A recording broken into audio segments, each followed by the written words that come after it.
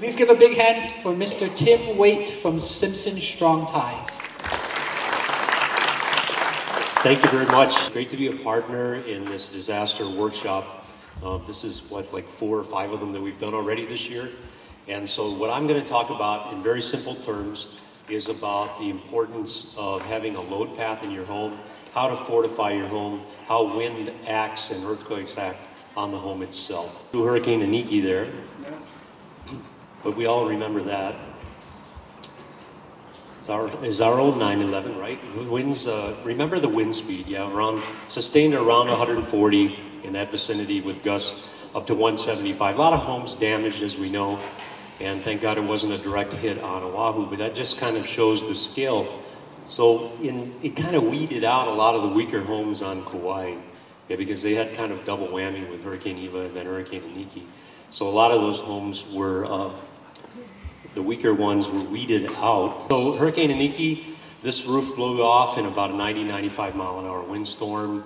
It doesn't really take winds that strong to blow a roof off.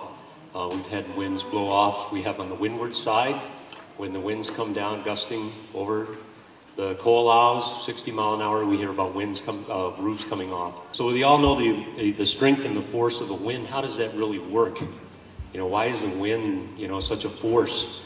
During a hurricane or high wind event, the force of the wind can affect your house in basically 4 different ways. So you can think about your roof kind of like an airplane wing. When the wind is passing over the top of that roof, it's creating a suction force wanting to lift the roof off the house. The second force that's created by wind would be a horizontal pressure on the walls. If any of you carry a piece of plywood or board or something when the wind's blowing on a windy day, when the trade winds are really out, you'll notice the force, wow. The same principle that blows a sailboat out on the ocean. Thirdly, horizontal pressure can cause the house, if it's not anchored correctly, to slide off from its foundation. And you can get this sliding effect going on. And last but not least, if the wind is strong enough and the house is not anchored down properly, you could actually get overturning. So connecting joints in a frame. Prior to around 95, toenailing joints together was the common practice of building houses, what we call stick frame houses. So this is the roof part of the home, just being toenailed down. Now, if anybody's picked up a hammer, everyone's picked up a hammer and a nail, and there's 2 ways a nail can work. Imagine this is a nail, right? And if we drive the nail into wood, we can put it in straight in where the load is coming out with the force of the nail. That's called withdrawal. And the other way the nail can act is in shear, if I'm trying to break the nail in 2. So which one do you think would be stronger, the withdrawal or the shear? The shear, right? It's harder to break a nail this way. You have to keep bending it and bending it and bending it. But if anyone's driven a nail and then backed it out, it's fairly easy to pull a nail back out of the wood in this direction, right? That's probably can get 100 pounds in withdrawal and probably get 223 pounds in shear based on testing. So that's where the little metal clips and ties came into place. When you look at a little metal clip that's now required in the building code, you can see on this particular one happens to be an H3, and there are 4 holes on the top and 4 holes on the bottom. And what we do is we put this so that the 4 on the top connect to the rafters and 4 on the bottom connect to the plate below. So that's a total of 8 fasteners, where toenailing took about 2 nails in withdrawal. Now we've taken the nails and we've reoriented them so that they go in this direction. So when the uplift comes, they're acting in shear. See that? So we've got 8 times that, times the shear value on that particular connector. So you've greatly increased the capacity of the hold down on the roof. Here's a house on the Galveston Island. And it used to be all houses in here. And Hurricane Ike came along the Gulf Coast a few years ago. And this particular house was remodeled and rebuilt to the modern day code, whereas everybody else had built to a previous code. But look at the impact after the hurricane came through. They don't have any neighbors anymore. $400 worth of connectors in a home was the difference between saving a house or having it disappear off the face of the earth. But the continuous load path, which would be the connectors going from the roof to the walls and the walls down into the foundation, wasn't required until 95 and later. And what is this continuous load path? It's really just connecting these joints, here roof to wall, if you have two-story between floors, and from here for a single story or the first floor down into the foundation. And then this one we came up with was an HPT, stands for Hawaii Plantation Tie, actually.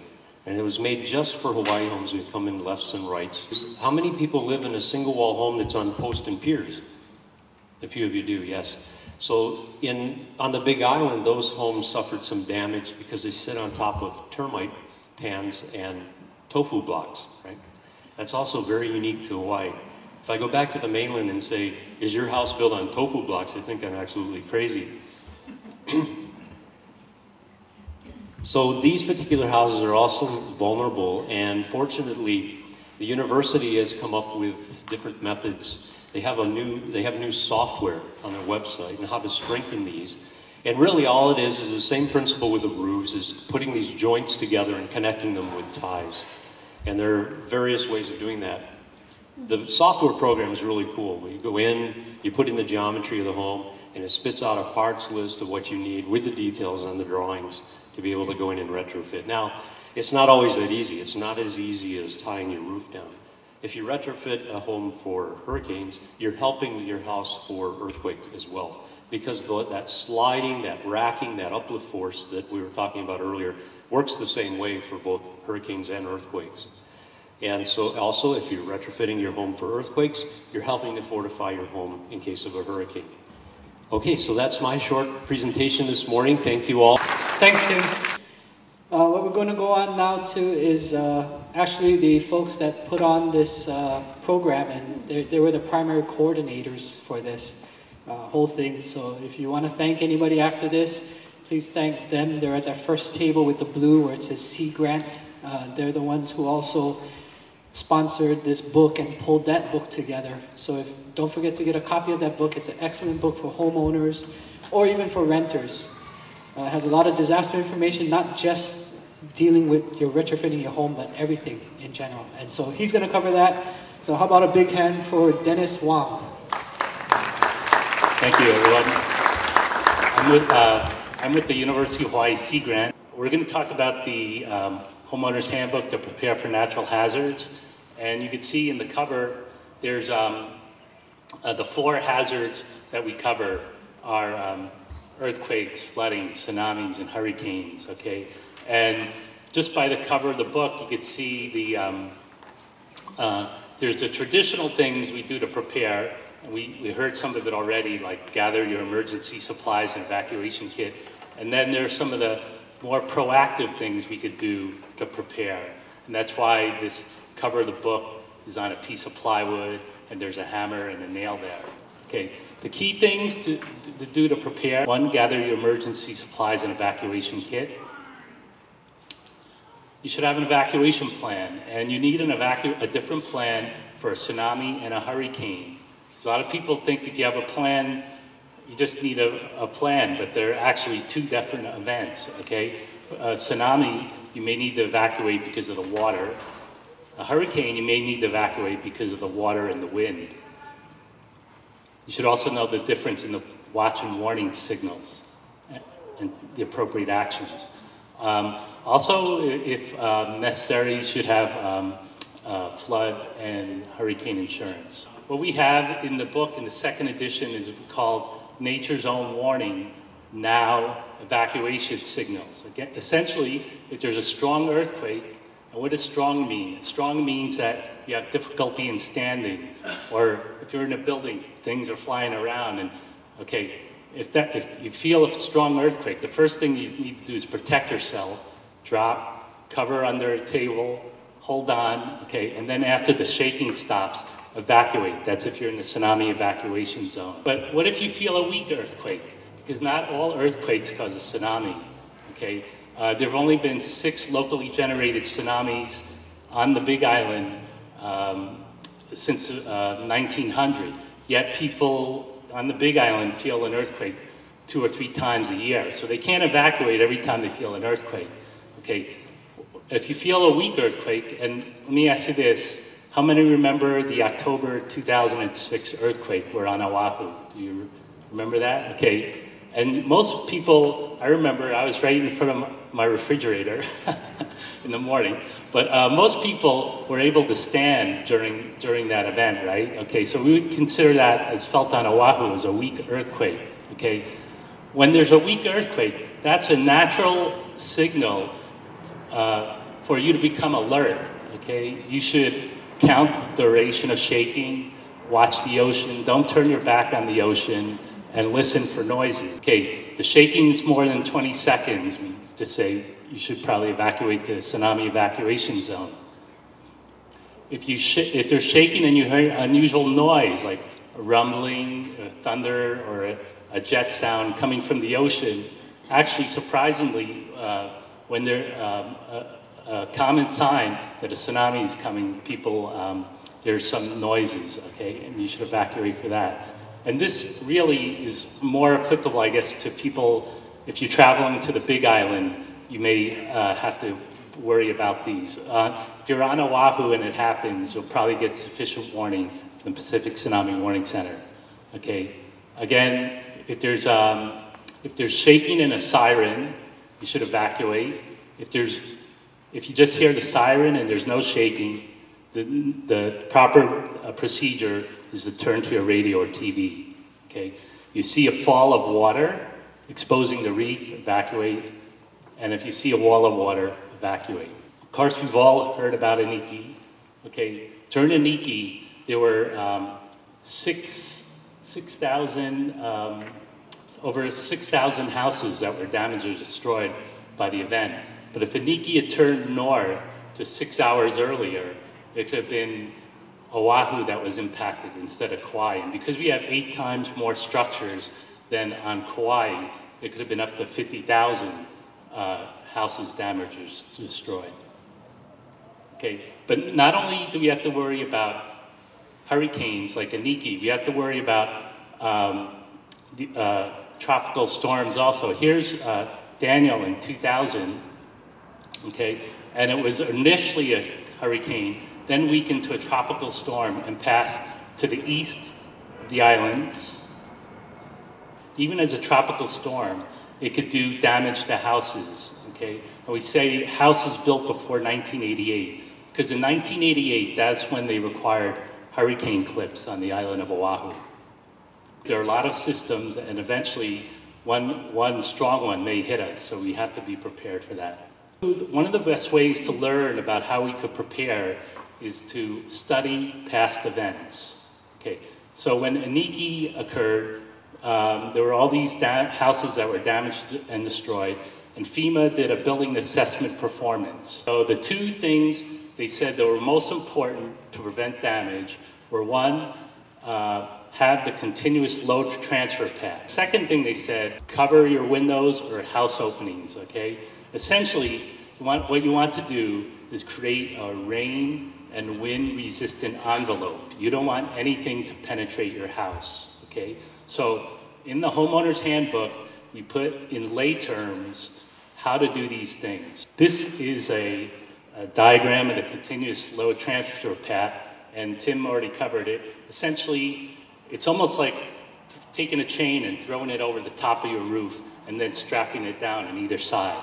But instead of doing it externally, you're doing it internally during the construction of the house, okay? So here you have a roof to the wall connection, and that's, like Tim mentioned, the weakest part of your house, and that's why they invented the hurricane clip, okay? And then you tie the second floor to the first floor, and this wall to the foundation, okay? So that's the continuous load transfer path. And in the book, we encourage homeowners to complete as much of the continuous load transfer path as possible. It's not always easy to do the entire part, but certain parts of it are certainly simpler than others, especially the hurricane clip. If your house was built before 1988, there are no hurricane clips, no continuous load transfer path, and you probably don't have window coverings. Okay. Then in 1988, Oahu required the hurricane clips. And in 1995, they required the continuous load transfer path. And now there's a new state building code coming online, okay? Within 2 years of the adoption of the new state building code and its implementing rules, it's going to require the continuous load transfer path and either window coverings or a safe room, okay? But the good news is that even if you're in the bottom category, you could still strengthen your house significantly. You could add hurricane clips, you could try and continue, you could try and complete as much as the continuous load transfer path as possible by doing anchoring with your foundations, as Tim mentioned previously. And of course, you could always add window protection. So there is possibility of significantly strengthening even the oldest of houses on Oahu. Okay. Again, the reason why we want hurricane clips is because the first thing to go when there's a strong wind is your roof. Here you can see what happened with 99 to 95 mile per hour winds. And does anyone know at what speed a plane reaches before it takes off? Okay, it's actually 130 miles an hour. When the plane is going forward at 130 miles an hour, it has enough uplift from the wings to lift that 100-ton plane. Okay, so if you have 100 or 130 mile hour wind on your roof, there's more than enough uplift pressure to lift your roof off the house. Okay, again, this is a common sight on Kauai. This is what we're trying to prevent. Here's another house on Kauai. Okay, once the roof comes off, then the waves don't have it, then the walls don't have any supporting structure, and they're more easily likely to collapse. Okay, so one of the first things we're trying to do is suggest that people put hurricane clips in their house. Okay, originally the H2.5 was common many years ago, and H3 was used for a lot of retrofit applications. You have this rafter here and a wall and this thing called a freeze board. When there's no protrusion of this freeze board, you could use this H3 clip, and it's a pretty straightforward installation. This requires 8 nails, put in shear, as Tim mentioned, and that'll create the uplift protection for your roof. Okay, in the past it was very difficult to deal with single wall houses, but one of the problems was that this freeze board protruded and prevented clips like the H3 from being used, okay? But now with the HPT clip, okay, it is possible to do this installation. Generally, 1 clip is used if you use screws, and then 2 clips are used if you use nails.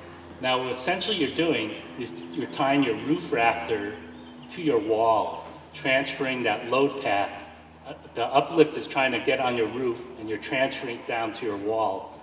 Okay, and this extra screw is fortifying the connection between this trim board and the wall. Notice also that the screws for both the HPT clip and this other screw are all in the same board, and so they help to transfer the load down to the foundation. A typical installation, it would probably take, you could always hire a contractor, and that's what we would recommend, hiring a licensed contractor.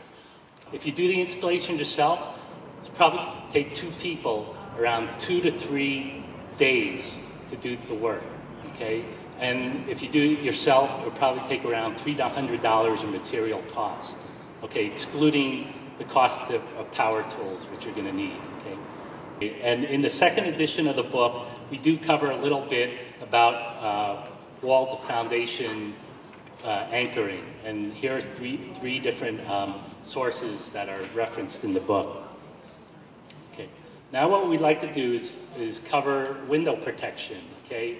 And this is, you can see all this debris flying around from Hurricane Iniki, and this is why we want to cover our windows, okay? This diagram shows on the left house has a complete, intact, wind and rain resistant envelope. So you're getting pressure on the walls and roof from only the outside, okay? But in this diagram, there's an opening. Now this opening can be by design, or it could be a window that has been broken, okay? Okay, when this happens, okay, not only are you gonna get wind and rain and debris in your house, but it's gonna increase the internal pressure. And there's some reports that indicate that this combination of this internal pressure and the external pressure can almost double, okay?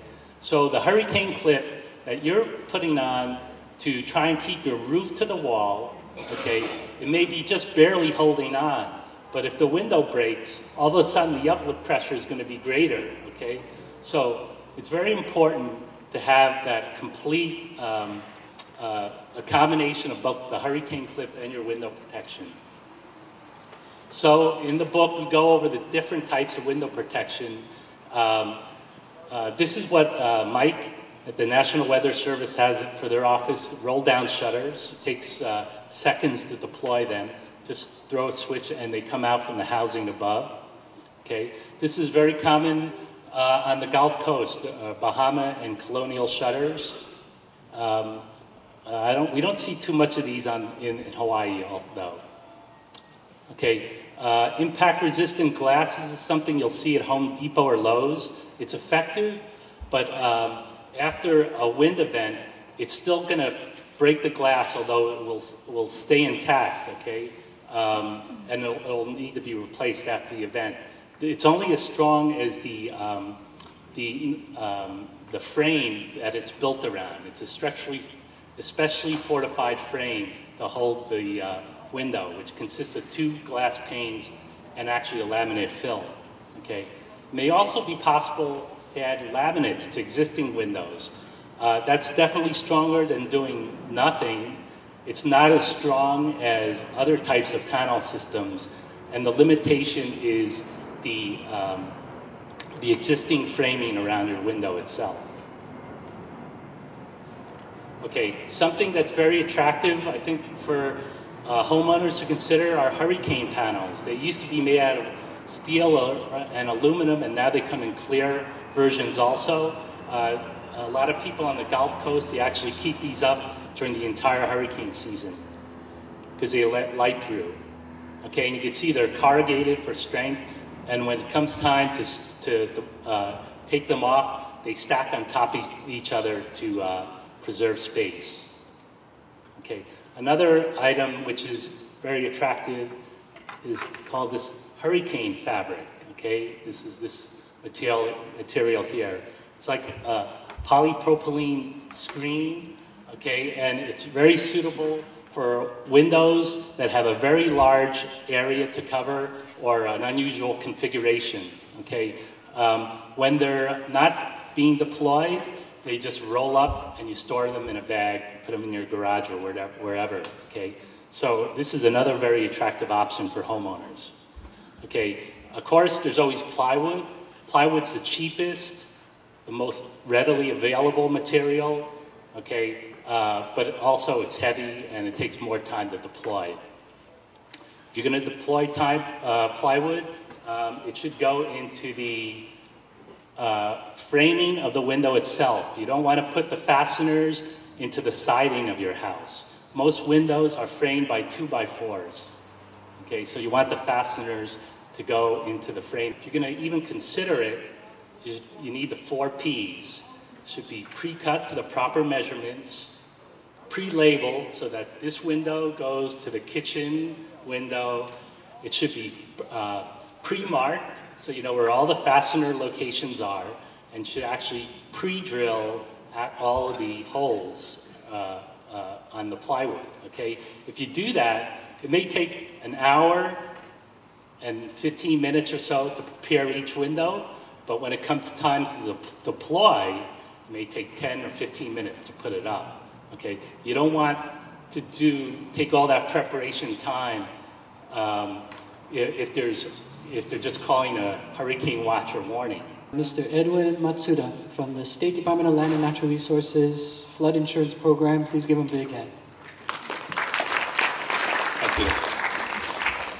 Good morning. Thank you all for coming out today. I know Dennis mentioned that there's several types of insurance, and I'm sure that you folks all have homeowners insurance, but today I'd like to talk to you a little bit about protecting your property with flood insurance. And flood insurance is not something that you normally would get unless you're in a higher risk area, and we'll go over a lot of this, but it's definitely different from your homeowner's policy, and your homeowner's policy does not cover flood insurance, damage. So why do we need it? The risks are real. Okay. I think that we've all been watching the flooding events on the mainland recently, and it's very obvious. Whenever we go out to places after a flooding event, you know, the most common thing that we see or we hear from people or we see on the news is, I've lived here all my life and it's never flooded like this ever before. And this is the worst that I've seen. And I was just on the internet yesterday looking at this, and there was somebody that was mentioning that, you know, this is the second time his house has been flooded in 15 years. And there's a big misnomer. There's a term that we use in the industry called the 100-year flood event, but basically that's an event that is a 1% chance of a storm of that size happening. It's not a storm that happens once every 100 years, and so just because you've been flooded recently doesn't mean that you won't see that kind of risk again next year. So, and as mentioned before, homeowners insurance does not cover floods. Flooding is a different thing, and your homeowners policy specifically excludes that unless you have an addition to that policy, which is your flood insurance. And some people think that disaster aid will cover them, you know, but disaster aid is not often available. There are specific triggers that will allow disaster aid to come in, and it doesn't cover everything that you think it will. Okay, so what is the NFIP? Okay. This is what a scenario of how things looked like prior to the creation of the National Flood Insurance Program, 1968. The NFIP stands for National Flood Insurance Program. So if we had a major flooding event prior to that time, most of the homeowners back then were what we call self-insured. There were no private insurance available for them to purchase for flood insurance. Sometimes, if the flood event was major enough, homeowners would sometimes receive disaster aid. Okay? And the government's response at that time was to build, you know, flood control structures such as levees and dams and flood improvement projects to try and mitigate the flood damage that they were seeing.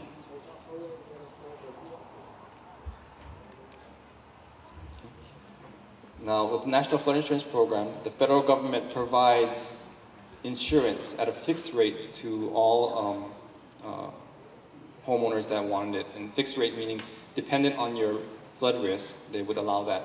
But it would be fixed throughout the country at the same rates as dependent on your risk. And it was available to all. They wouldn't deny it to anybody, although it was required for high hazard. It's required for high hazard structures that are in a higher risk area. So homeowners, after a major flooding event, homeowners were able to obtain relief from either the insurance and or disaster aid. And the government's role right now, they took a different role. They still did flood control projects, but right now they focus their effort for the National Flood Insurance Program to identify flood risks for people and to implement flood development regulations. And so structures and homes that were built following the creation of the National Flood Insurance Program had to meet certain construction standards. And so those standards are still in place. They're enforced by your local county, City County of Honolulu. And if you live in an area that's in a higher risk area, you will have specific building restrictions or regulations that you need to meet for flooding. Okay, let's talk a little bit about flood insurance versus disaster assistance. So, flood insurance claims are paid even if a disaster is not declared by the president. So for disaster aid assistance, it requires a presidential declaration, and there are certain criteria that needs to be met. And I'm being told that we're on a tight time, so I'm just going to rush right through this. Between 20 and 25% of all claims paid by the National Flood Insurance Program are in areas outside of a high-risk area. So even if you're in a low-risk or moderate-risk area, there's still a lot of flooding that does occur. And flood insurance policies are continuous and are not renewed or canceled for repeat losses. So unlike the concern that people have with homeowners, if you have multiple claims, the federal government will not raise the rates on you, and they will not stop issuing you a flood insurance policy.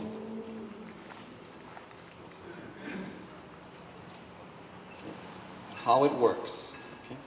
So FEMA, the federal government, Federal Emergency Management Agency, they establish what's called the FIRM maps, or the flood insurance risk maps. That's to identify your area of risk. They work with participating communities, our local counties and cities, and they authorize the sale of flood insurance and set the insurance rates based on your risk.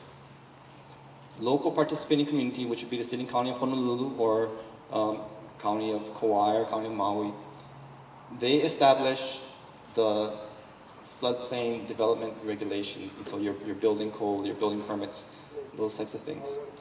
Lenders, since a lot of us right now do carry mortgages on our homes, the federal government does require that lenders require flood insurance for properties that are in a high-risk area. So for your property owner or occupant, your responsibility is to be educated on your flood risk, to know the FIRM maps, know what area you live in. And despite what everybody says, everybody lives in a flood zone. It's just a matter of which risk you are. You're either in a low to moderate, you're in a high risk, or you're in an area that's not yet been determined. Comply with the floodplain management regulations that the county sets, and purchase flood insurance, either if it's mandatory by your lender or if it's optional. I think that's something that you would evaluate your risk and determine if you need to purchase it. And I put here property owner or occupant, because a lot of times people think that, well, I just rent the property and so I can't get flood insurance. But there are two parts to the flood insurance. There's coverage for your contents, and there's also coverage for the structure itself. So if you're a renter, you're allowed to get coverage on just your property, your personal belongings.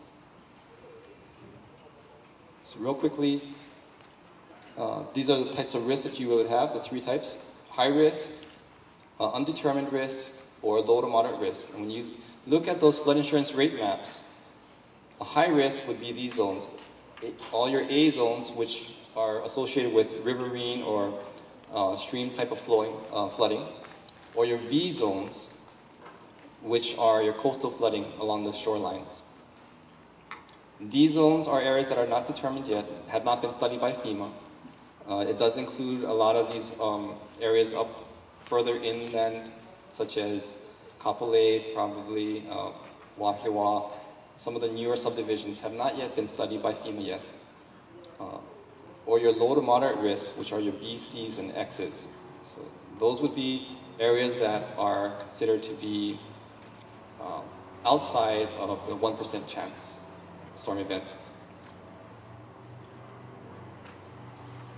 If you live in these high-risk areas and you carry a mortgage, or you're looking to purchase a property that's located in this high-risk area, you will have that mandatory flood insurance requirement from your lender, just to be advised. And there'll be more stringent building standards. So if you're in a coastal area, sometimes you see structures that are actually elevated, and the reason they're elevated is to bring their structures, their finished structural elements above the flood levels. And you also see that along some streams and rivers.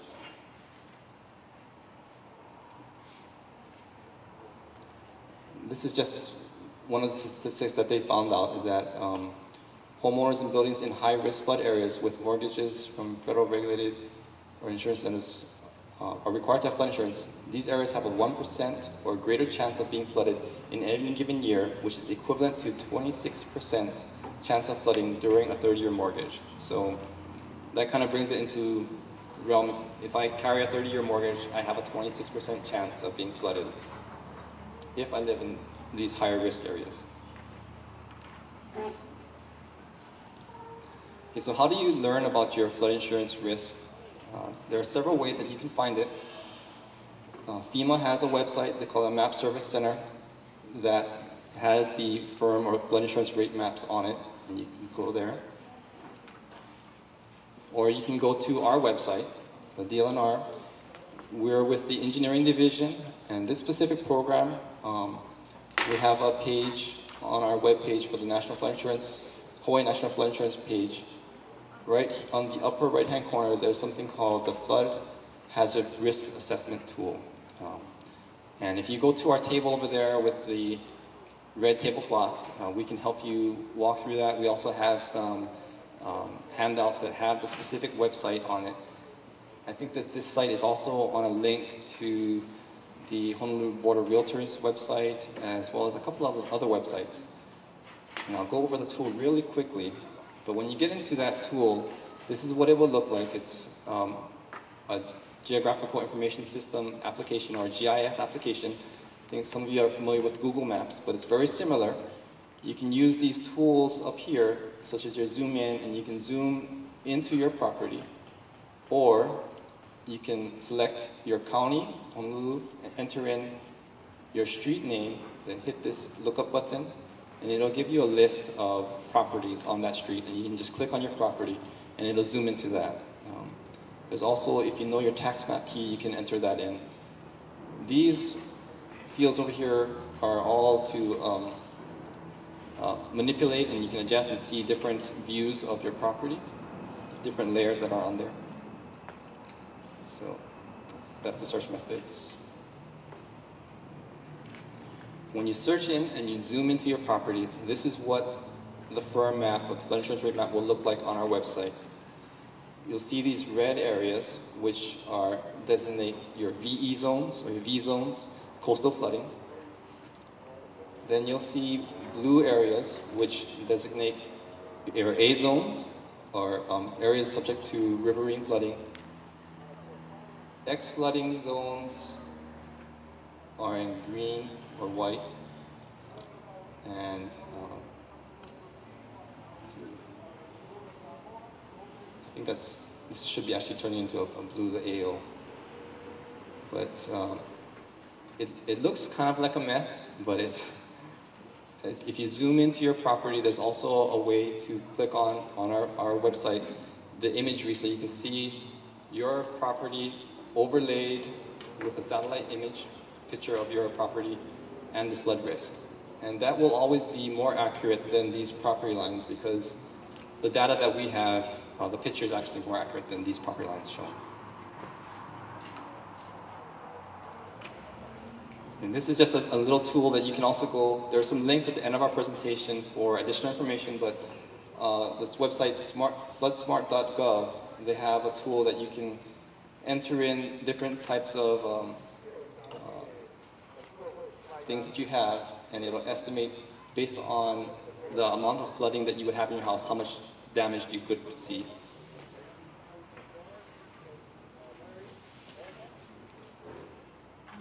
So you can see in this one, I think it went up just 2 inches of flooding, and they estimate that based on 2 inches of flooding, you'll see approximately $10,600 worth of flooding damage.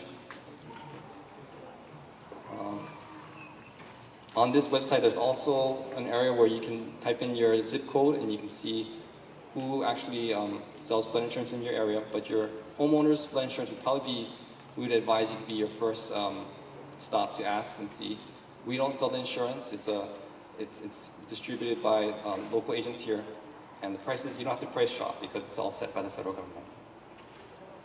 So for more information, we have this. In your county, Mario Lee is the county flood insurance coordinator. This is his phone number, and this is his email. If you live in another county, you can see the other county floodplain managers here. For the state, Carol T.L. Beam is the State National Flood Insurance Program Coordinator. She is actually, wasn't able to be here today, but this is her contact information. And these are also some of the websites that I mentioned earlier that you can take a look at. But if you have any other questions, if you want assistance in determining your flood risk, please come to our table and we can walk you through that. Thank you very much.